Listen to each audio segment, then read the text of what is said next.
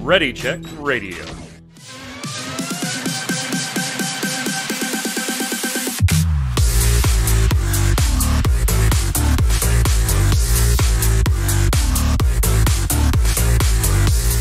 What's up, Internet? It's Thursday, 7 p.m. Eastern. That means here on Ready Check Radio, it's time for the Relic Grind, our Final Fantasy XIV Square Enix podcast.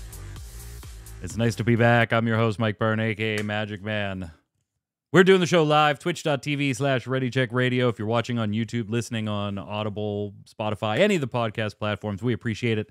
Make sure you give it a like, a thumbs up, subscribe, turn on the notifications, all the stuff you have to do to feed the stupid algorithms. But most importantly, if you like what we do here, hang out and chat with us. Tell a friend. Head on over to ReadyCheckRadio.com. All the old episodes and all the socials linked right there, so you'll know our entire schedule for this show, Gaming Gumbo, and all of our streams. It's good to be back, gents. Had the Final Fantasy trading card game competitive season interfere with a couple of shows. Starting a new job, a new real-life job. You know, got to make sure, okay, is it still possible to do these podcasts? And do we have to change times? Like, you know how all that stuff works. Looks like we're going to be good to go for Thursday evening still. That shouldn't be a problem. Nice. So, yeah, it's good to be back. Joining me to go over all the fun stuff and catch up a little bit, Mr. Chris Montoya, a.k.a. Tarkoth. What's up, sir? Greetings, programs. Yeah, I'm actually looking for a job myself, so hopefully things stay the status quo here on Ready Check Radio. But the question I have for you, Mike, is: have you gotten your Taoist Moogle? I have not, and he's available to you. Is he really? Because I logged in and back. did the Rising stuff, I think, yesterday or the day before. And I just, like, really quickly, because it was in Ul'dah, right? So, like, I just really quickly hit out the Moogle there and just, like, kind of buzzed through, and I didn't see it. Like, I wasn't, like, expressly bottom, looking like, for it. 3 tombstones. So, oh, fantastic.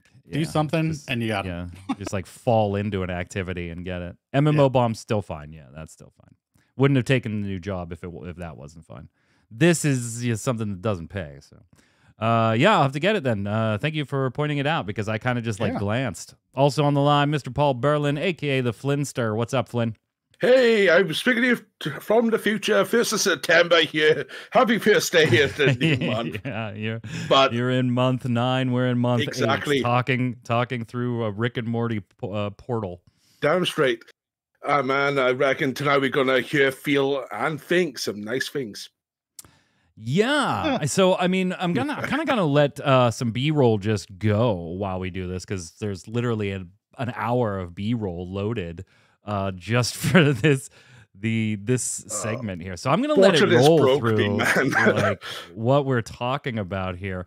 On the Final Fantasy XIV front, obviously the Rising event has come back. This one, we'll talk about the quests themselves in a few minutes. I gotta say, like, normally, as far as events go, you know, I kind of just, like, skip cutscene, get achievement, get minion, get mount, move on. This one, I wanted to, like, at least start reading it from the beginning, just to see, like, you know, how different it was going to be, 10th anniversary, all that stuff. We'll get your impressions on the quests themselves in just a second, because we do have the Rising. We have the Moogle Treasure Trove is back. I got to go get my Taoist Moogle. I've only been waiting for that one for like a year and a half, or 2 years now, to cycle back through, and it's been over 2 years. So we've got that. And then we have the 10th anniversary itself. I am rolling, and we'll talk about this in a few minutes, the fireworks display that was in Japan. And I'll tell you what, man, it was amazing. It was so jealous, right? Yeah. Like, just so jealous of this show. It was absolutely amazing. Outside, or at the Osaka Hanazono rugby stadium last week, or like 5 days ago, whatever. And it was like they had the light show, they had the music going, then they incorporated the fireworks. So jealous, Tark, that there was nothing like this in other parts of the world. But you could come in during Moonfire Fair, get to the top of the tower, and you take a lot of pictures of you know, the fireworks. Yeah, and, you finally made it. Like Yeah, you hadn't did. made it in previous years. No, I hadn't. Those skinny jumps, man. The geometry and the momentum physics in this game are just awful. Oh, I know. They're so worse bad. on controller. As you know yourself, they're so much worse on controller. Tark would know. Yeah, Oh, Tark God. would know. Like I did the jumping puzzle in 15, and completed that, and that was pretty awesome. So then I come back to this game and this jumping tower, and I'm like, yeah, this is bad. Yeah, I love jumping puzzles in all MMOs, and like Guild Wars 2 and some of their vistas and challenges, and I love the way they're done there. Guild Wars 2, the control just does it really well. Final Fantasy XIV has never done well because of the hitboxes and some of the old architecture and in the back end there. But some of them are so aggravating. Kugane, I remember when Kugane Tower came out, I have a video on my personal YouTube that people still comment on. Oh, thank God, this was a great guide. You know, like, hey, thumbs up, man. It's only been what, 6 years, 7 years? I just remember like you're hitting your head on shit.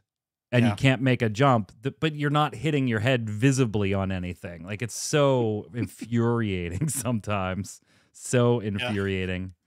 The skinny posts are like this, but the hitbox is like... Yeah. Well, I said that in my video. I'm like, okay, this next jump here, you're not going to aim for the vertical pole. You're going to aim for just past the far end of the actual stick you're trying to land on. Trust me, you'll be fine. Like, just aim for the empty space right at the edge of the hilarious part is like your logical brain says, but there's nothing there. Right. And then you land and your character stays and you're like, this shouldn't work. This shouldn't be a thing. This is so bad. I remember a very early game in the Realm Reborn, queuing up for Copperbell Mine. Yeah. And you got those two fences just outside. And just first person jumping and landing, went out to first person, realized I'm that far off the fence. I'm like, yeah, the hitboxes are screwed. Yeah. The hitboxes are a bit of a mess. So what'd you guys think of the Rising? It's nice that we had a continuation quest from last year's Rising. Like, the Rising is the one I pay attention to every time it comes around. Moonfire Fair, that gets skipped now. But the Rising, because it's, you know, the developers thought to us, try and pay attention. Yeah, it was so-so. It was nice that we had a continuation, but it's the Louis Soir quest line that got me this time around. Yeah. That tugs at the heartstrings.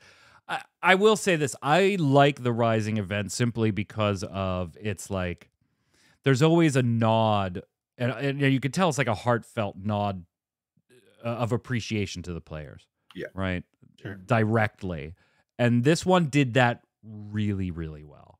Did it really, really well. From a narrative beat, I kind of agree with Takal in chat that 5-year anniversary was probably better, just from a narrative standpoint. But from like a thank you players, I really, really like this year's Rising, Tark.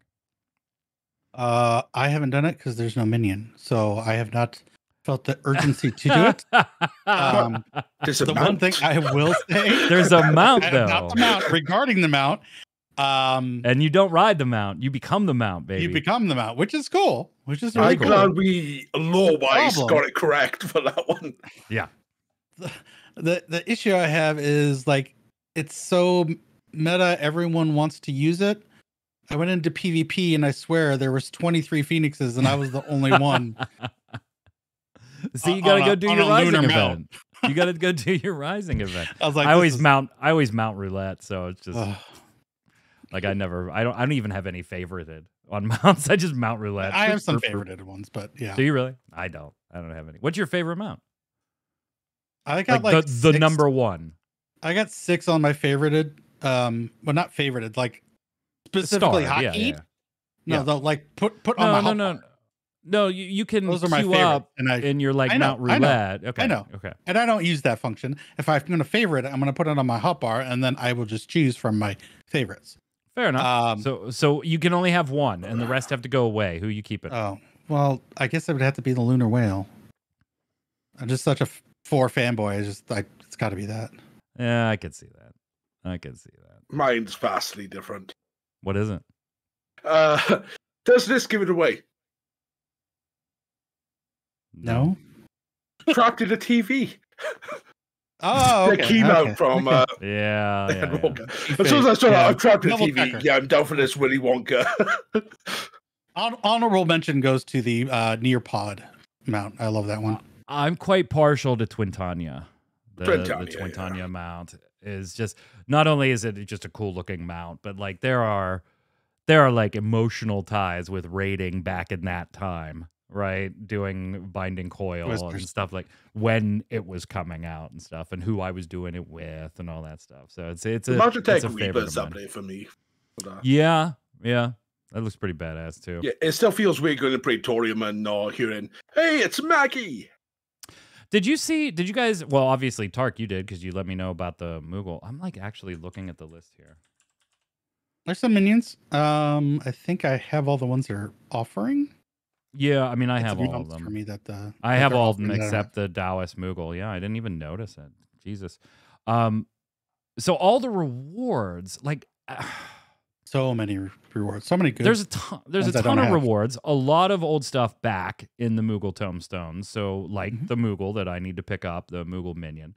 But I honestly expected more unique 10th anniversary stuff than we got. Just kind of like the way they were talking about it in the pre-launch stuff for the Moogle tomestones, and unique, 10th anniversary stuff.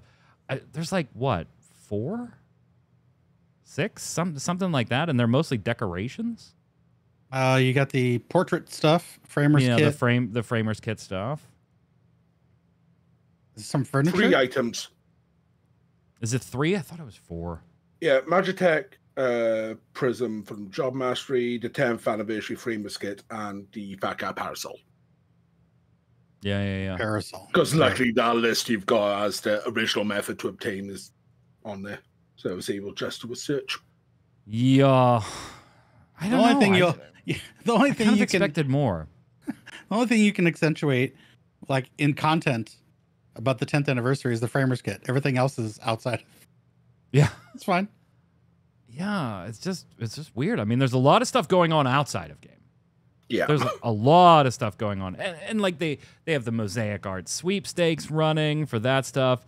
It's not 10th anniversary, but they have the Fall Guys, collaboration. That's already started in the Fall Guys side. It'll come to our side in 6.5. They've got the optional items, the new optional items in the cash shop, and then they've been running like the fat black chocobo mount stuff on Twitter and things like that. And They have and then the fireworks show that we're showing here. We're going to talk about some other things that they're doing outside of game in a minute. It just seems like for such a momentous occasion for an MMO, right? Very few MMOs A, make it to 10 years, and B, make it to 10 years with the player base size Final Fantasy XIV has. Like, you're talking about a list of what? And coming back from 3 MMOs that meet that criteria, have that type of player base, and have made it 10 years. What, World of Warcraft, Final Fantasy XIV, RuneScape, right? Like, even 11 never got this big. It was the biggest in its day, Final Fantasy-wise, for a long time, and one of the most profitable. It was the most profitable for a long time. But I don't know. Is it wrong to feel like maybe they should be doing more in-game, Tark? Yes, absolutely should be doing more in-game. Just this one seasonal event. I mean, maybe if they were doing something different every month, event-wise, as make it a year-long celebration, that would be really cool. But this is going to be gone in what? A few more days? No, this is running till patch. Yeah, till 6.5. Rising is? Oh, no. The Moogle Tombstone will. Yeah. The Tombstone, Moogle Tombstone will. But the Rising itself, yeah, I mean, that's going to end on the... Oh, yeah, it is running till 6.5, even the Rising. Yeah. Oh, wow. Yeah. Moogle Tombstones definitely is, because that's kind of like one of our time indicators, right? Yeah, but the Rising is too. Usually August outside of these special 27th. ones. Yeah, August 27th is when it started until the launch of 6.5. That's crazy. So, Yeah, so beginning of 3rd or October. 10th of October. Yeah, beginning of October. They could do additional quests, layer it on. I don't know. I don't think they're going to. I don't either, but Well, There's you no see indication like of that on the Rising special site. The Louis Suave event, that is a permanent addition. So we might get extra stuff here and there now. Do you think? There's a chance, like they said during the 6.5 series, they wanted to add some stuff for the 10th anniversary. So I might be misremembering, but there's a chance for us to get some extra bonus events that we don't know about. Might just still be smaller things like this, but might be a thing here and there. Did you do the Louis Suave stuff, Tark? Or have you not done anything? I haven't done any of that. Okay. I've been working on my Moogle Tomestones, though, because I need 850 to get everything I want, and I'm on like 88 of them, so I got a ways to go. One of the buddies in my free company, last time I checked in with them, which was yesterday, there was at 500 mock tomes. Yeah, Takal brings up a good point, too. Like, 14 really doesn't do surprise content, right? Well, that like, Louis Suave quest kind of came out of nowhere. But they announced. No, it was fully announced ahead of time. Like, there was a whole blog post, like, 3 or 4 days ahead of it that showed off the Phoenix mount, that showed off the Kupo minigame thing, right? Additional Like quests. the bouncing ball thing. Did any of you guys mess with that? Yeah. Yeah. Played it. Did die to it a couple of times in the stage 3. Yeah, I mean, so that was all shown off, and the Louis Suave stuff was shown off ahead of time, before the Rising even started. You know, so like, Takal's right. I meant in general, really like, through live letters and stuff, when they said, all right, we got Rising coming up, we got Make It Rain coming up, and they show us the previews. Yeah, but you only have the 10th anniversary for so long. Yeah. Like, if we... It's still hard to not feel like 14 is kind of slowing things down to a degree that may end up not being the best for it long term. I mean, the sales numbers kind of bear that out too, right? Like, we talked on the last time we did a show about Square Enix's financials, and particularly the MMO side was down like 24% or 22%, almost a quarter of its revenue for that period. Now, that's a short-term 3-month blip. We'll have to see what the picture looks like over a longer period of time, but there's definitely a drop they're not used to.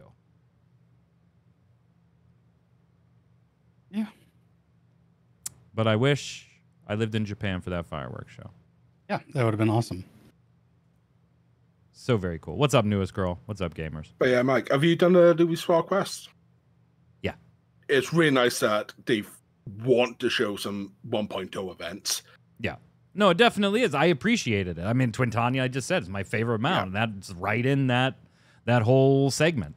I like some of the things they did. I just feel like it was like, I mean, you did go above what the Rising usually is. I can't fault you for that, but this 10, this happens once. Yeah.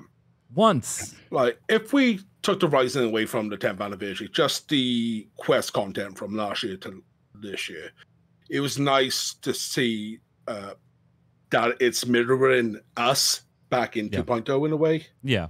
Because we start off with the guy. Oh, I love those last year. nods. It's like, I love want those to be an nods. adventure. From an appreciating the player perspective, they nailed it. I very much enjoyed what they did. I just feel like, and I'm not even disappointed in what they did. You know, it's not like I expected a ton. I just feel like there was an opportunity that they missed, Tark, if that makes sense. Like, I'm not mad at them. I can kind of look at them and go, I kind of wish you did more. But I feel like if I'm Square Enix, like, you missed an opportunity here. And you're taking full advantage of it outside of the game, right? We got the fireworks display that I'm showing you, and you got all the mosaic stuff and the contests and the Twitter stuff. Like, they're taking full advantage of it outside of the game, but where is the corresponding stuff inside the game? Like, that's why we're all here. Because we're playing the damn game. Check this out. This beautiful ass Famitsu cover. Yeah, it's gorgeous. I'm gonna have to order a copy. Like, that's a gorgeous cover. Can we have that on like a Game Informer or something, and I can get that? That would be awesome. No, don't put it on Game Informer. Leave it on Famitsu, and I'll order one. Don't put it on Game Informer. I'm just saying, so it's available more locally. Anyways, not that I get my paper edition anymore. The 14th of September that comes out. Yeah, that's a gorgeous cover. There's a small chance that Ash, who does my podcast with me, he's out in Japan doing this. So we could try and bug him for 3 copies to send us. Do you want some whiskey? Oh, he shouted at me earlier over that one. 14 doing a collaboration again in Japan with a number of whiskeys celebrating the 10th anniversary store, calling it a decade's journey with Isetan collaboration, making some whiskey. Isetan Mitsukoshi online store, about $60 per bottle. About $60 per bottle. But Japan. Yeah. You got an Olda, Gradania, and a Limsa Laminsa bottle. Like, I've even a few drunk Japanese whiskey. What's that? Gradania I'd pick. Very few drunk Japanese whiskey. I would buy the Limsa. Yeah. I'm a Limsa baby. That's where my version 1.0 birth certificate's from. 1.0 I was Limsa, 2.0 I was Gradania because of Atlanta. Because that was one of the funny things about it. It's like, you can start wherever you want. Well, I can't do my class quests. I have to wander across the universe. Newest girl in chat, I've been sober for like 4 years now, but I kind of want these just to put on a shelf. Right? Yeah. Right. And the Japanese do some really nice whiskey. Last year, she was like, I'd want to keep it on shelf later. I'm a 12-year-old Jameson kind of guy. That's my drink of choice there, if I'm going to go with hard stuff. If I had the money, it'd be Suntory Hibiki all day long. That's gone from like $40 a bottle to 140 because they've run out of stock. Hey, check this out. World of Warcraft launched its hardcore servers, right? You die, you're dead. You die, you're dead. Why am I bringing it up here? Because this video is amazing. Watch that. Oh, Roshfont, the Night Elf Druid, has been slain at level 23. That's some cold shit right there.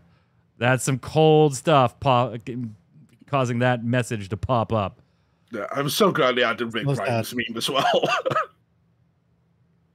A-Comp, my boy. So sad. So sad. So sad. Even when we try to get away. No, it's fine. Even when we try to get away, we can't get away. It's such a great clip. Yeah. The pain is real. The pain is real. Let's talk about some other Square Enix stuff. We have their PAX West lineup now. Tark, I'm sure you'll be thrilled to know that Foam Stars is on the lineup. I know you're extremely happy to hear that. I'm fine with that. It's the a little bit of a focus on Power Wash Simulator. Yeah. Why? Well, you're bringing the foam. Update now with you're bringing sensors. You're bringing the foam. You got to bring the water to wash it off. That's how it goes. PAX West, Square Enix will be on Friday on September 1st at the Blue Jay Theater, and then on Saturday at September 2nd in the main theater. That one's going to be led by Michael Christopher Koji Fox. The voices behind Final Fantasy XVI characters, Clive Rossfield, Joshua Rossfield, Dion Lesage, and Benedicta Harmon. They're going to come and talk about Final Fantasy XVI. They say that, hey, that panel will contain spoilers, and you'll get a commemorative Clive pin for attending. The Friday one at the Blue Jay Theater is going to go over a lot of Power Wash Simulator stuff.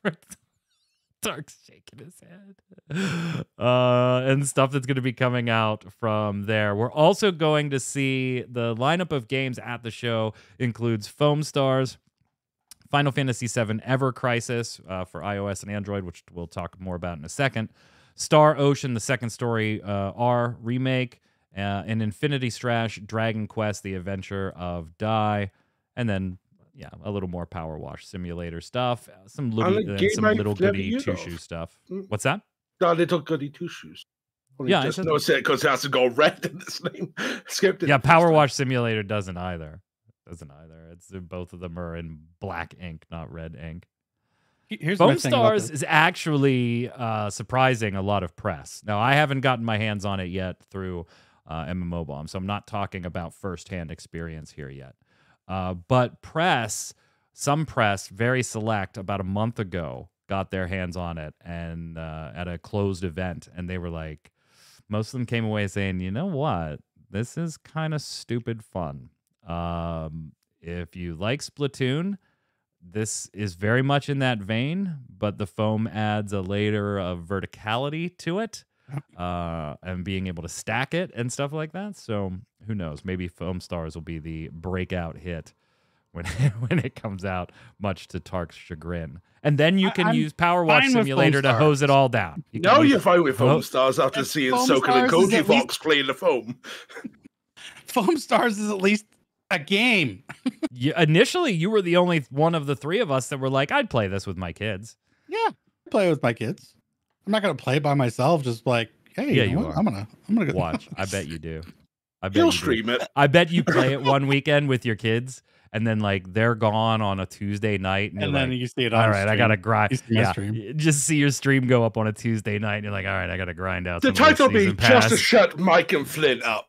Yeah, exactly. Newest girl, the Fortnite effect, which by the way, totally a real thing. Damina, my wife, had spent last week, a couple nights our daughter was saying, hey, will you play Fortnite with me? She's like, okay, fine. And now, like, she bought the season pass for herself, and she has been playing Fortnite by herself while my daughter's at school. My daughter's actually really, really good at Fortnite. That was my son. Build mode, she just crushes it. And, so now my wife's been playing it by herself, which has led to, like, the most vile screams from the living room. LOL. Sailor's blush. Like, I'm down here working, and all of a sudden I'll hear, son of a... Can you just for yourself? Oh, she's bloody possessed. It's bad sometimes. Where did Evil Dead get in the house? I just... What I don't understand is they're labeling this as can't miss games. And, like, out of this, maybe Star Ocean remake is can't miss. Everything else, I'm like, meh. Well, and I think Star Ocean 2 remake is only can't miss for like probably our generation, right? Yeah. Like, of course, some younger people are going to buy it because it's a new Square Enix game. But like the ones who are looking at that going, oh, I can't wait. That's niche and older. I agree. But so good, though. Ever Crisis, right? Like that's got what past 1.5 million pre-registrations. Yeah, just coming up to 1.7. But the history of Square and mobile titles screams buyer beware. So you liked it. I liked it. I had fun with it, but the power levels and getting to the next thing where you unlock more power that are so strict and so tough to get through. I think Happy called it a tranche. Those power level tranches are just, they're so tight. You got to squeeze every little part out to unlock the next system that gives you more power to, again, do the whole treadmill again. I hope they loosen up on that. But overall, the aesthetic outside of combat is exactly what I wanted from a Final Fantasy VII like true remake. Just update the little character models so they're not blocks. The chibi style suits it perfect. The graphics inside combat, awesome, love it. And all the mechanics inside combat, love it. It's just that power dynamic for the game and its progression is just way too tight. Well, did you do beta or anything? Yeah, go ahead. You go ahead, Mike. No, I was going to throw it to you because I didn't touch beta. Yeah, I didn't get a chance to beta, but didn't they actually release the results of the survey they did for the beta as well, breaking down like this is what players said, this is what we're going to do. And they broke down into the categories that we don't normally see from these kind of surveys. So they just said, yeah, you said graphics, blah, blah, blah. But this actually broke down to saying, right, the systems didn't seem be great, right? We'll adjust how your access to power is. But it is also the point of debate. There was a truncated version of what the full game experience is. So there are those sort of weird aspects. But I think this, as a mobile game, may last because it's people like us who have played so much of the 7 series that having the entire catalog of stories in one place, it'll keep us there. Whether we put money at it or not is another question. But it's such a something we can story, keep though, and go back through like the Dirge Cerberus before Crisis, all of that stuff in one place. I just think it's such a. I think it's just such a truncated story that you're not really getting the true breadth of what Final Fantasy VII is. It's gonna be nice to get some tidbits. It's nice that we're getting new stuff fleshed out, like the first soldier story, completely brand new. I'm gonna expand on the early days of Sephiroth and such, but for those that are wanting some Final Fantasy VII remake, like, you're going to get bits and pieces of it. You know, you get the important plot bits. You're like, oh, I remember this. That was cool. But you're not getting the breadth of the story. That's what it's there for, though, really. Because we got 7 remake happening. We can still buy OG7 because it's re-released on 1,000,001 devices. I still think people want a 7 remake. A true 7 remake. Not the sequel series that we're getting. So they want to remaster, remake, however you want to put it. You know, just enhance those visuals, clean things up, leave the combat. While I'm kind of like rooting for Ever Crisis, I couldn't care less. Like, I'm not going to play it as much as I love Square Enix and Final Fantasy and Final Fantasy VII and the lore. And I like, my time to game is so limited to begin with, right? Like, I got kids, I got a job, you know, like whatever. That I just maybe I'm old, right? But like I just cannot. If I have time to game, I don't want to do it on my phone. Like I just don't want to do it on my phone. I've actually played more mobile games that also have a PC port than I've ever played of a mobile game on my phone, right? So I don't know. Speaking of 7, though. Pre-orders for 7 Rebirth are now up in a couple different places: Best Buy, Target, Amazon. Awesome. Obviously, we don't have a release date yet. It's expected early next year. So kind of like the sites that like Amazon that do always have a date in there, it's December 31st of 2024. It's like not a real date or anything. It's just, you know, it'll be out sometime in 2024. But you can pre-order physical editions of Rebirth, but not in the UK already. At the minute, at least on not in the UK, no, not in the UK. But speaking of the UK, at the minute, Final Fantasy 16 is on offer over here with 23% off. Woohoo! Yeah, that's exactly like the percentage Square Enix lost last quarter in their MMO space. Yeah, quite a few sales actually going on some Square Enix stuff all over the board. So check out, I know Amazon's running some game deals right now. Square Enix is in there. There's what was it? Guardians of the Galaxy is on a pretty big discount from Amazon. You know, that game that failed to meet expectations but did really well, but also failed to meet expectations. Critically acclaimed.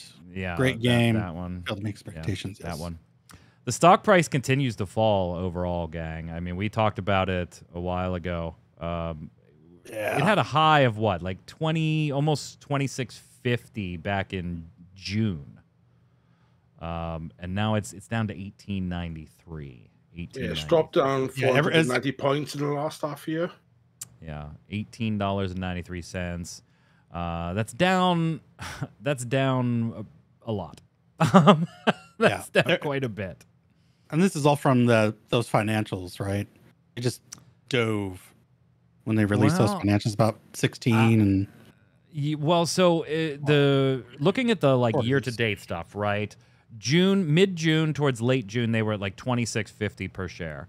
And then it fell down to about 22 and kind of stayed there until the beginning of this month when the financials were released. And then it just cratered down to where it is now, like 18.5 to 19. Obviously, like we said in the review show, I don't think Square Enix is going anywhere as far as closing up shop anytime soon, right? It's weathered storms before. Looking at its 5-year, it's been lower than where it's at. Like, think back 2019, it was $12. It was $12 a share at one point in 2019. So it's weathered storms before. What I think might make this a little different is that the market seems to be in a very acquisition-y mood, Tark. And an $18 per share price, I think, is a little attractive to some people who might want to scoop them up. Yeah, you're seeing your lowest since middle of 2020. So yeah, that's a nice little price point to maybe say, hey, we'll give everyone, $22 a share if we can, scoop you up. I think Square's looking to hold out as long as possible, but if enough pressure's put on them. Do you think they are? Because I kind of get the feeling higher ups are looking for a buyer, like quietly, maybe not publicly. I feel like they want to be acquired, or at least there's a taste for entertaining offers.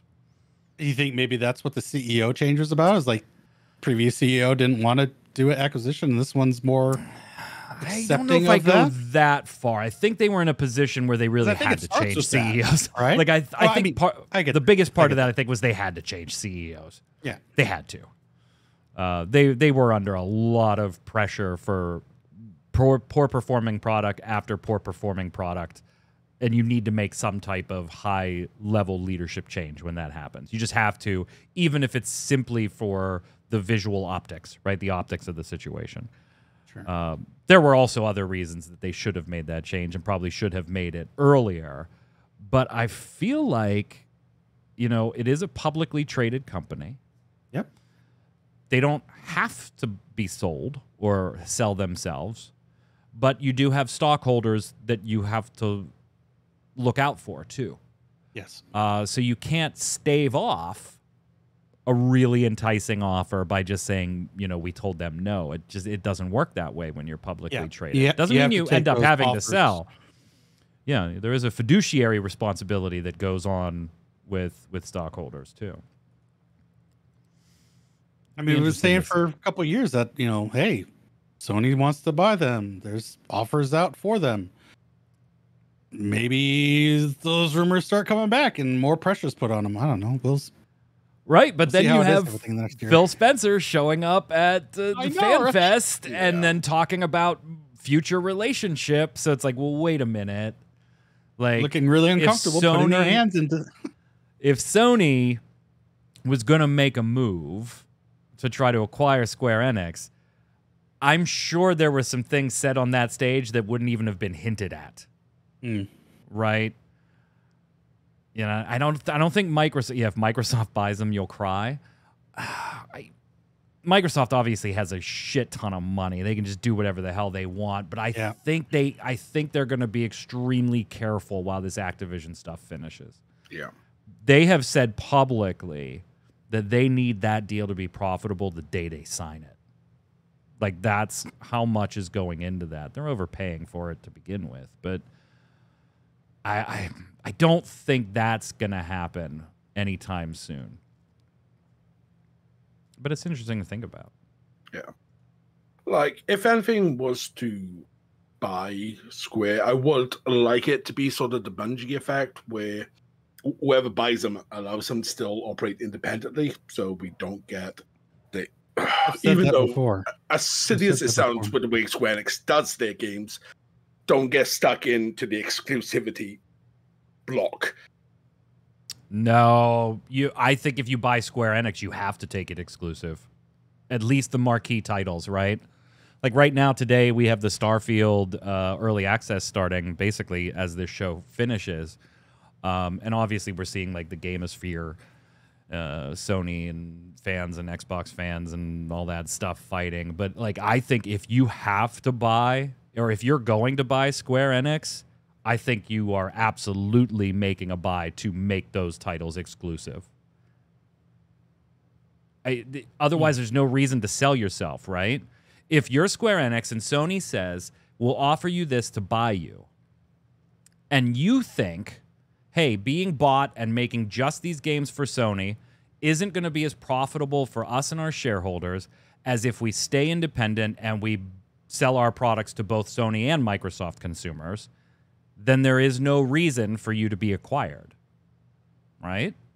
You make more money selling products across the two product channels, not counting PC as a third product channel and stuff like that. But if you're gonna buy them, why would you share? Yeah. And again, by the way, this assumes that any potential buyer would be Sony, Nintendo, Microsoft. Yeah. Right? Obviously, they could be acquired by a different company, in which case, yeah, you're not going to get Sega's not going to buy them because they can't. But Sega's not going to buy them and then say, hey, all your titles are exclusive to Sony. We're talking about a sale to one of the big three. Yeah, I mean, I to the monopoly guys. I expect them to sell the rest of their IPs to Embracer for just palsy $500 million. So they make good decisions over at Square Enix. Microsoft just had to run this analysis, right? Like behind the scenes, they had to go, if we're going to buy Activision Blizzard, is it more profitable to make it exclusive, or is it more profitable for us to sell on multiple platforms? They looked at Call of Duty and said, we'd be stupid to make that, unique and exclusive to Xbox. We would just take a monetary bloodbath. There's no reason to do that. Now these other titles, let's think about that going forward. But they have looked at it and said, there's certain games that just doesn't make financial sense to do that. But I think if you're one of the big three looking to pick up Square Enix, it's absolutely an exclusivity play. I don't see any other way around that. Yeah, the difference with Bungie was that it was all about the tech and the live service systems, right? Yep. That was what they publicly said was the main reason for the buy. Yeah, so they left them to be independent, but they got their services on their tech and their expertise in live service. So, yeah. And I think it's definitely Square you would guess it's an expertise for animation tech and whatnot. Hey, before we finish up with Love It or Leave It, I always like bringing lists when we have a little bit of a space in the show to talk about, to get your opinions on that. So I'm going to bring you a list by Day Young over at KeenGamer.com. Just put up 3 days ago the 10 best Square Enix games overall ranked. Now, there is a little caveat here, little caveat to the list, which makes sense. It makes the list a little more interesting. You can be extremely popular, you can be obscure, doesn't matter. You just have to be an outstanding game with outstanding quality, story, combat systems, all that stuff. However, the little caveat is that only one game per franchise is allowed. Otherwise, you just end up with like the top 10 Final Fantasies ranked, right? With maybe a Chrono title in there somewhere. So that was the list. Top 10 Square Enix games ranked. One game per franchise. Did you guys peek? I didn't put a... I did, and I made my own list because this list is just wrong. I did bash my head at one point on this list. What's really weird is there's a table of contents on this list, and it's... Yeah. And the table of contents says item 1, number 10, the title. Item 2, number 9, the title. And they're all hyperlinked. So it's like, wait, is that number 1? Oh, no, that's number 10 on their list. It's just the first listed in the table. It was really goofy. Take the 1, 2, 3, 4, 5 out of there. Just whatever. They could have done A, number 10. So chat, we're going to talk about like number 10, 9, and 8, because there's some honorable mentions in here too, real quick. But I want you to take a moment in chat and let us know which Final Fantasy made the list. Because obviously a Final Fantasy title is going to make the list. But only one can. So which Final Fantasy title makes the list? You don't have to tell me where, just tell me which one is on the list. of best Square Enix games ever ranked. Number 10 was from 2013 on the PlayStation 3. Drakengard 3. The number 10 best Square Enix game ever made. One per franchise. Number 10. The author puts Drakengard 3, Tark. So this is where I don't forgot agree with Drakengard was a thing. Oh, I didn't. I never forget. My issue is I put Drakengard and Nier together as one franchise because it's a continuing story. They're very different games. One's a Muso, one's more just action RPG. So I get where they're coming from on that, but even that, I still put stuff ahead of it. It might be an honorable mention for me, but it doesn't crack my top 10. Like Drakengard 3 definitely doesn't. And I'm being facetious about Drakengard not 3 is remembering great. Drakengard. It is good. Drakengard 3 is great, but it is good. And when you think back to the PlayStation 3, that was kind of a dark age for some shit along those lines. If I remember, wasn't this a digital only release as well, the Drakengard 3? A what only release? Digital. No, I have a physical copy right over here. Might just be EU, because I remember seeing this. Like, this is Drakengard 3 and it was only online in the UK. I could be completely bloody wrong about it. I think you're wrong. Yeah. Number 9, Chrono Cross, with obvious honorable mention to Chrono Trigger. It's inflamed me. I love Chrono Cross. It is easily one of my favorite games ever. I love the art. I love the music. I love the combat system. I wish they would do that combat system again. Like, there is so much to love about Chrono Cross. How you put it above Chrono Trigger, I have no idea. I have no idea. Nope. Made me mad. This made me mad. It was digital only for UK? Yeah, and EU. Well, we got a physical box. Haha. How dare you? Chrono Trigger, I fucking love. I mean, I have the box art poster hanging on my wall right in front of me. Like, Chrono Trigger, amazing. Like, I'm going to be the biggest proponent of Chrono Cross making any list it possibly can, and even I have to look at that and go, how did Trigger get the honorable mention? God, that's just blows my mind. I'm going to read you what they said. No, most people think, because most people think of Chrono Trigger when the Chrono series is mentioned. Chrono Trigger is a fantastic must-play game about time travel, but it's actually the 1999 PS1 sequel that is taking a spot on this list. Chrono Cross is a game that takes place in 2 parallel dimensions. This concept was seen in a few older Square Enix games like Final Fantasy V and Dragon Quest VI, but Chrono Cross has a story that feels more complex than what either of those offer. It's full of time-devouring lore, body switching, and many other concepts that keep players itching for more. Not only that, but it has a massive roster of 45 playable characters. Very few older RPGs have a roster of this magnitude. Square Enix truly put maximum effort into this game after the success of its predecessor. Many Chrono Trigger fans overlook Chrono Cross despite it being an incredible conclusion to the Chrono multiverse. The best way to play the game is the Radical Dreamers Edition remake on the PS4 and the Nintendo Switch. On Chrono Trigger, for the honorable mention, they say Chrono Trigger is an era-defining game that was worked on by many incredible Squaresoft and Enix devs who worked on Final Fantasy, Dragon Quest, and other legendary games prior. A team full of the best would result in a game brimming with quality of life details, an entertaining story and gameplay that was above the standard quality at the time of its release. Features like having monsters in the overworld, a new game plus, a term Chrono Trigger created, and were uncommon at the time. There's no doubt Chrono Trigger is an incredible game that most fans of older RPGs should play. The reason its sequel takes the spot instead is merely due to more engaging plot twists, a more definitive finale, and for feeling a little more unique. While it is true that Chrono Cross is not the first game to take place in 2 parallel dimensions, neither is Chrono Trigger the first time travel-themed RPG made by Squaresoft. That game in question will appear later in this list.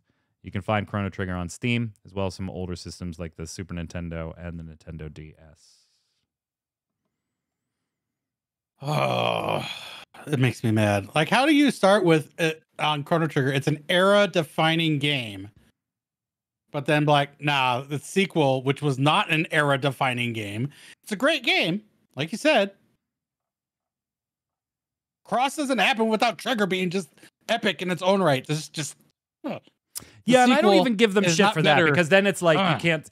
Then it's like you have to put Final Fantasy 1 on the list if you kind of apply that logic, right? You can't put 7 because it wouldn't be there if there wasn't 1.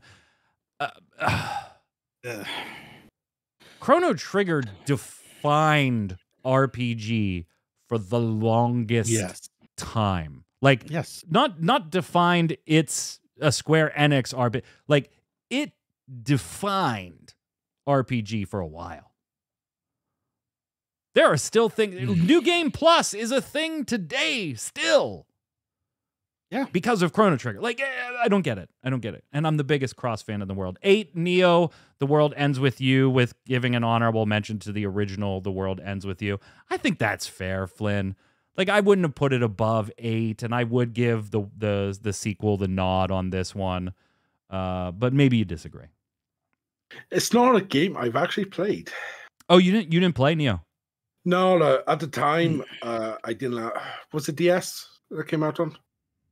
The Neo, the original? the sequel? Oh, Original. yeah, the original. Yeah. Yeah, so I didn't have a DS at the time, so I just never. Yeah, go around to the now franchise. it's available. Neo is on PS4 and Nintendo Switch, but the original, was on the DS. Yeah, it just was a series I got into. It like it looked cool, it looked interesting. It just they're fantastic. I've listened to the soundtrack a few times because friends recommended it. Newest Girl's right. The fact that Neo even came out is an absolute miracle. Yeah, I remember talking about it on the show when it was announced. We were like, "Oh shit, they're gonna!" Yeah, wow. And I played the demo, and it was awesome. It was incredible. Yeah, it was so good. Absolutely opposite of Battle Wonderworld. Yeah, it is on my list because it's still on Game Pass. Yeah, you got PlayStation Plus. PlayStation Plus. check it out. Yeah, it's PS4 and Switch. Final Fantasy makes the list at number 7. The entry that does it, nobody in chat got it. Newest Girl, you did mention it, but you mentioned it as your favorite, not the one you thought would actually be on the list. It's Final Fantasy X. Primarily because of its unique combat system, kind of conditional turn-based. I get what the author was trying to say there. So Tark, you absolutely don't agree, I'm sure, with this one. You don't want 10 here, and you don't want Final Fantasy at number 7 overall anyway. Its place in the contents is just wrong. Name me 6 Square Enix titles that are unequivocally better than Final Fantasy X, and you can't duplicate franchises. I don't even know if I could if you just like said that to me on the street. And while I want to say my piece for the next honorable mention because I was banging my bloody head reading it. Like, it's in my top 5. I think it sits at like number 3, Final Fantasy X, but it is not the number 1. Like, for this particular type of list, I had to get it to 7 because it's just like Chrono Trigger. It was an era-defining game, not just RPG game. It sold PlayStations. It was an incredible experience. Like, you get out of Midgar, you're like 10 plus hours done with Midgar, and you're like, oh wow. Like, it was mind-blowing that you went out and 7. I think 6 is a better Final Fantasy. 7 just set so many standards for Final Fantasy that I have to put that as number 1 for the franchise for this type of list. I don't fight it too much because I'm one of those guys that's I'd probably put 10 on the list as well. Yeah, so I'd kind of be like, I'm always, whenever I see Final Fantasy lists, I'm like, okay, 6, 7, or 10. That's going to be the one that makes this list. Like whatever my list top I'm, 3. Yeah. yeah, and I'm always kind of like, you know what? I don't even care which one makes the list. I like them all, and they're the 3 that I would argue for. Like if I had to have an argument with you about which one's the best, they would be the 3 that we're arguing about. In most, and it started the whole Sony Square arguments. relationship. Like it was it. So I don't fault them for having 10 on this list over 7 or over 6 or whatever. Now, if they would have put like Final Fantasy III up there, I would have been like, what the hell are you doing? So like, I don't fault them for 10. I definitely fault them for its position on the list. Yeah, I agree. Yeah. Because right above it, number 6 is Live Alive. Live Alive's a damn good game. Damn good game. I got Tark to play it, and he was addicted. Yep. Absolutely loved it. Still on my list. That out. It's in my honorable mentions, though. It's not better than Final Fantasy X. I'm sorry. Yeah. It is definitely a W. Definitely a W. Number 5, and I'm sure Flynn's going to have some stuff to say here. Only for the honorable mention on this one. Kingdom Hearts IP enters the list at this point in number 5 with the sequel, Kingdom Hearts 2, with an honorable mention to Kingdom Hearts 3. No. No. Kingdom Hearts 3 isn't even a game. It is Kingdom Hearts 4 prequel. It's a muddled mess is what it is. It is 90% here's what you're going to see in Kingdom Hearts 4 and 10% use what Kingdom Hearts 3 actually is. It's no. Maybe like Kingdom Hearts. I don't fault the pick. I don't fault the pick. If I got to pick the best Kingdom Hearts, it's Kingdom Hearts 2. All day long. Kingdom Hearts 2 was absolutely phenomenal. Absolutely. They nailed that. They nailed that. And I think they nailed the position. I think it's number 5 for me. I'd say it's fair. I'd say it's like number 5 or number 6, but not above Final Fantasy. Like I just half the characters in Kingdom Hearts 2 aren't there. Like if you don't have Final Fantasy, like going back to Tark's logic, which I said we were not allowed to do. What's even worse is for the honorable mention for Kingdom Hearts 3, it just talks about the movement There's mechanics. no reason to give an honorable mention and say Kingdom Hearts 3 unless you're just trying to piss people off. Like I can't even think that. It's just like you guys know I can swear like a trooper, and I'm restraining myself so much. Like it even acknowledged that the story doesn't reach the quality, but it has better movement, keyblade mechanics, and more that make it more fun to play. I never finished Kingdom Hearts 3. I don't blame you. I got the shit out of Kingdom Hearts 1. I'm just like, I'm so done with this game. I beat the shit out of Kingdom Hearts 2. I got halfway through 3 and I was like, I'm done. What's even worse is 2.8 was vastly superior in every way. Yeah. Yeah, exactly, News Girl. I agree with you. The original Kingdom Hearts should be the honorable mention. 100%. Yes. Number 4, Dragon Quest Monsters Joker 3 Professional. Jesus. Okay. I mean, it's if you don't know, that's like Dragon Quest monster taming type game. I brought it up on this show for other reasons because I do enjoy this series. My co-hosts here have no experience with the series, so but even enjoying the series, there's no way it's number 4. There's no way. Number 3, Dragon Quest proper, Dragon Quest 4 Chapters of the Chosen. So apparently, spin-off IPs are separate IPs. Because Dragon Quest Monsters shares the number 4 spot, or takes the number 4 spot, but Dragon Quest 4 Chapters of the Chosen takes the number 3 spot, with an honorable mention to Dragon Quest XI Echoes of an Elusive Age. Number 2, Nier Automata. Nier Automata definitely needs to make the list. I don't disagree with it there. But number 2? Dragon Quest 4 over 8 and 11. Yeah, I don't know. And if you're not inside games, with tactics. Yeah. Yeah, and if spinoffs like Tactics should absolutely be on this list. Like, well, I mean, you put Dragon Quest Jokers on there. Like, now that I've said all of this, chat, can you even remotely think of what number 1 would be? We've hit Dragon Quest. With this type of We've list, hit Kingdom Hearts. We've hit Final Fantasy. We hit Dragon Quest Jokers. We hit the Nier series, and we kind of hit the Nier series twice by adding Drakengard in there. There has not been a Star Ocean on the list yet, but it is not Star Ocean. No Star Ocean makes this list. This list is wrong. It's just so wrong. Star Ocean 2 is a damn good guess, but no Star Ocean makes this list.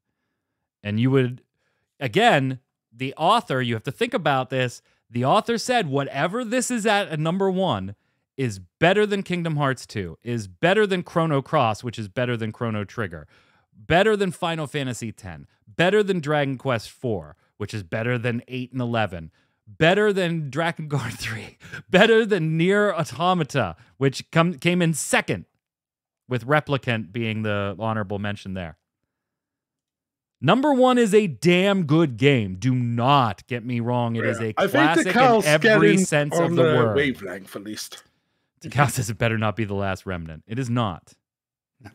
But get on our wavelength of what other franchise is going to be. Xenogears. Amazing game. Problems with its second disc. It's an incomplete game. How can an incomplete game be number 1? How? I don't get it. Honorable mention to Kingdom Hearts 3. Being overly ambitious can often be the downfall of a project, but Xenogears shows that sometimes ambition can lead to something breathtaking. None of this is wrong, by the way. I totally agree with Dae Young on what I'm about to read you. Xenogears is by no means perfect, as the gameplay is merely on par with most other PS1 RPGs. But the story is nothing short of revolutionary. It's a story so complex and thought-provoking that even Square themselves thought it wouldn't make sense to be called a Final Fantasy or Chrono game. It was originally pitched as FF7 before it ultimately became its own project due to how deep the narrative dives. The amount of depth to the lore and plot twists in Xenogears solidifies it as the best game Square Enix has ever made. There is so much lore, in fact, that an actual lore book on the same scale as The Legend of Zelda's Hyrule Historia was created. Having a lore book for a single game equal to that of an entire 20-game franchise should put Xenogears' depth into perspective. The music, animated cutscenes, and many other aspects help Xenogears place this high. The story follows an amnesiac who's skilled in both painting and martial arts, and as he finds the truth behind mecha called Gears, traverses war-torn locations, and learns lore that flips his perception of the world upside down. It's a story worth elaborating on very little, because every player should be able to experience what it has to offer as blindly as possible. Xenogears originally released on the PS1, and is unfortunately not available on anything newer than a PlayStation 3. Dae Young, I don't disagree with anything they wrote there about Xenogears, but it just unequivocally is not the best Square Enix game of all time. It just isn't. No. Like the blurb about this writer underneath is like, just here's found the most Nintendo and Square Enix franchises. I'm so surprised Super Mario RPG wasn't on this list. I mean, the original could have been there. Yeah. The original Breath of Fire could be on this list for crying out loud. Like, it does seem like you look at her favorite series are this, and this. Like, well, she has ticked off that one on this, ticked off that one, ticked off that one. Anything It's a weird nice? Little list. It's a weird little list. Yeah. It's like seeing Gears getting mentioned because the way that 100%. franchise has gone over the last. And you know years. what? I don't even disagree with it being on the top 10 Square Enix games of all time. Personally. For me, Xenogears would probably make my top 10 Square Enix games. It's just not one. Like, it's probably bottom half. Yeah. I'll do and the thing is, I don't disagree. The story is amazing in that game. But the gameplay itself is kind of mediocre. And was at the time. Can I give my top 10 real quick? Yeah, go for it. 10, Secret of Mana. 9, Xenogears. 8, Star Ocean Second Story. Number 7, Tomb Raider. Like, how do we forget that series came out and was just amazing? Number 6, Valkyrie Profile Lenneth. Number 5, Kingdom Hearts 2. Number 4, Chrono Trigger. Number 3, Dragon Quest XI. Number 2, Nier Automata. Number 1, Final Fantasy VII. Okay, so I don't put Tomb Raider on a Square Enix list at all because it wasn't originally it wasn't originally Square. But what Tomb Raider about, originally was Evermore? Eidos and Core Design. Core Design made it, and it was I'm talking about the new Eidos. Tomb Raider. The newer. Yeah, but they Tomb don't Raider. even own that now. Like They did though. They did though, and it was they owned great. it for a minute and they published it. I don't know. Yeah. I can't. Yeah. It didn't have the Square Enix stamp as in the same way as these other that's games not a did. Square Enix title to me. Well, I then kind you of can't put Nier Automata because that was Platinum Games and they just published it. So go back to your list after Tomb Raider. I kind of stopped listening. oh my god. No, I'm serious. I was looking up because I was like, when did Square Enix you want me to repeat actually take over? Yeah, from Okay. Tomb Raider up. Okay, this is number 6, Valkyrie Profile Lenneth. Number 5, Kingdom Hearts 2. Number 4, Chrono Trigger. Number 3, Dragon Quest XI. Number 2, Nier Automata. Number 1, Final Fantasy VII. Live Alive and Neo, The World Ends With You get honorable mentions. I still think you're kind of reaching on one or two. Not that I disagree with them being on the list, just like the placement maybe. Oh, whatever, don't pull a muscle.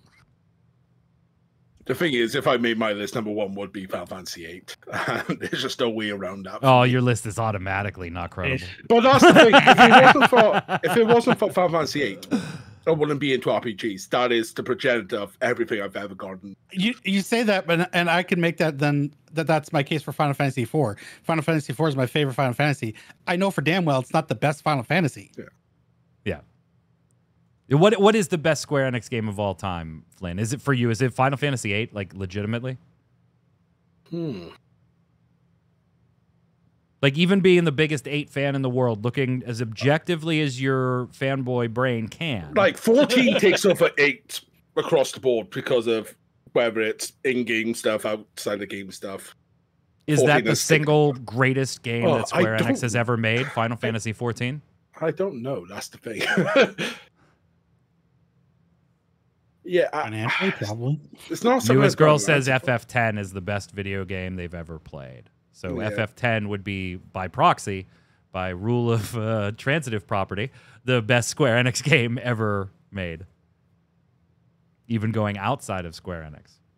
That's a bold statement. Yeah, That see, is, that is, I can see fire. 10 doing that. FF10's a 'cause, good game. Yeah, 10 did a lot. Takal And it- says, I think I might like 10 over 14, and we know how much of a 14 fanboy I am. Final Fantasy X getting nods in chat for the best Square Enix game ever. Since I don't have a better answer right now, I'll agree with 10.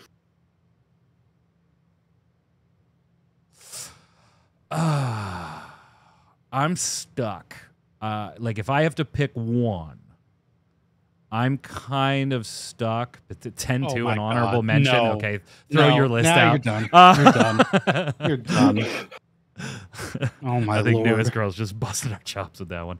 The thing is, 10-2 has an amazing battle system. Yeah. Amazing battle Yeah. system. The best version of the Story's system. goofy as all hell, but the battle system's great. For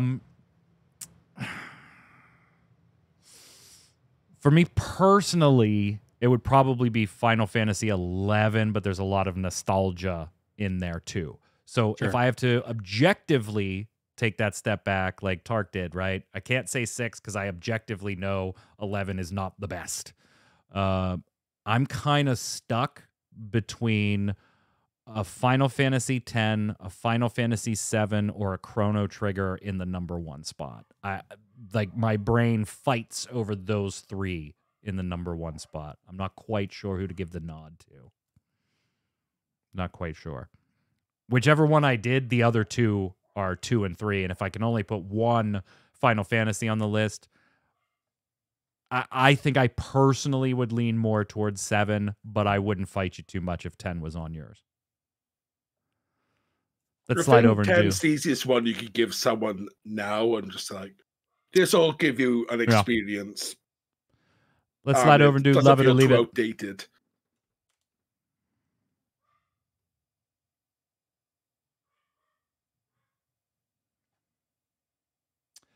Love it or leave it is the way we end every episode of the Relic Grind here. It's where one of our hosts, usually me, gives you something Square Enix related. Could be a game, a feature in a game, something they've done or said, or just tangentially related, and asks you whether you love it, want more of it, or leave it, throw it away, never to be seen again. I did the show notes yesterday, and I said to the gents, I said, hey, I want to be surprised. Somebody put a love it or leave it in there. I don't care which of you does it. Tark, you did it. So what's the love it or leave it today? Well, we had talked about previously in previous shows about the data center traveling, and now you can go wherever you want and play with your friends on whatever data center you want. Yeah, soon you'll be able to travel the world.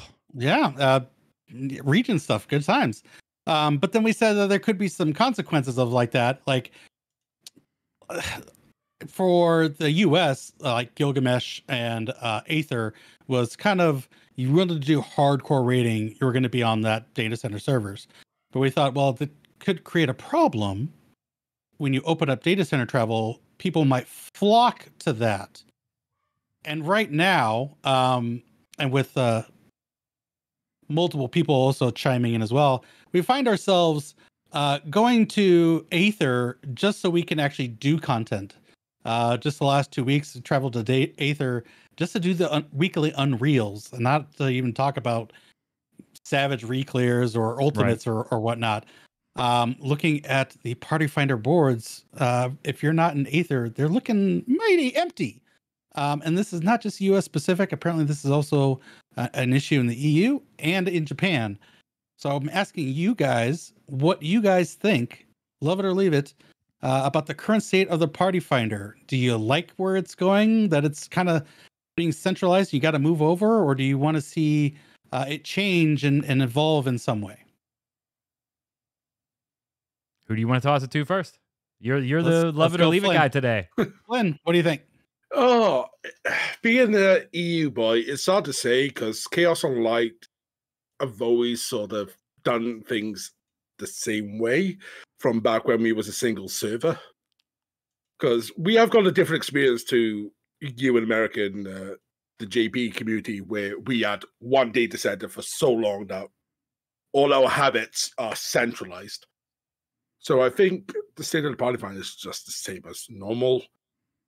Bit less flexible lately with certain things.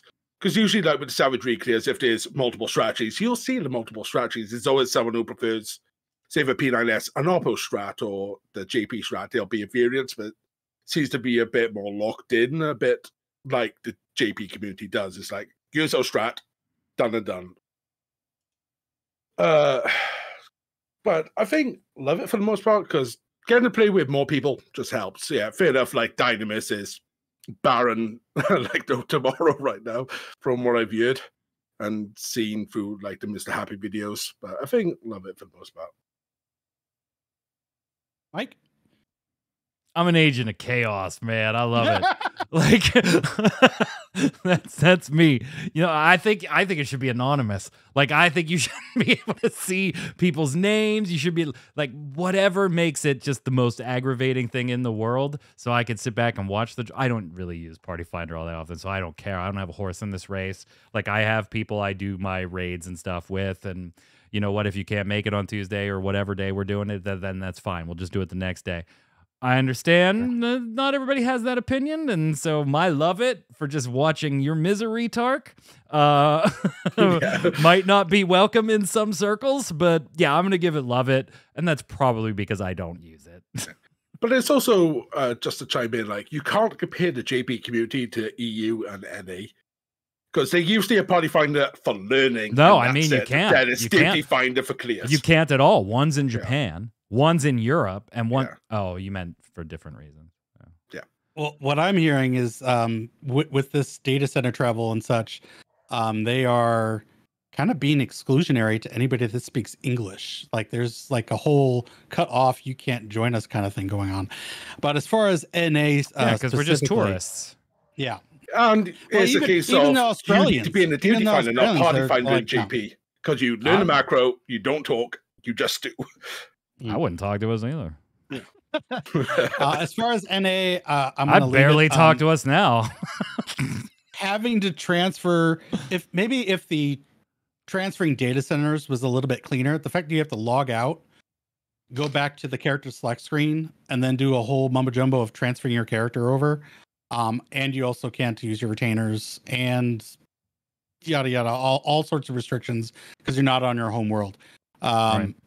It really does kind of put a bind on the experience when you have to leave your data center so you can actually do the content in a timely manner. Like if you only have 2 hours, like I don't want to spend an hour of that in a party finder to try to do my weekly and reel. So I'm going to leave it. I think what they need to do is just go to if they're allowing you to travel anywhere you want to in the region, make a region party finder. And that way anybody can access it. So you're going to leave it for now? I'm going to leave it for now. Case Lock in chat says just kind of lurking, but wanted to say thanks for the show, guys. Love listening while I'm delivering the mail. Y'all do a great job. Hey, thanks so much. That's very much appreciated. And you know what? Thanks for getting the mail there on time. That's appreciated. You do a great job. You do a great job. I just got a package today, and it was on time.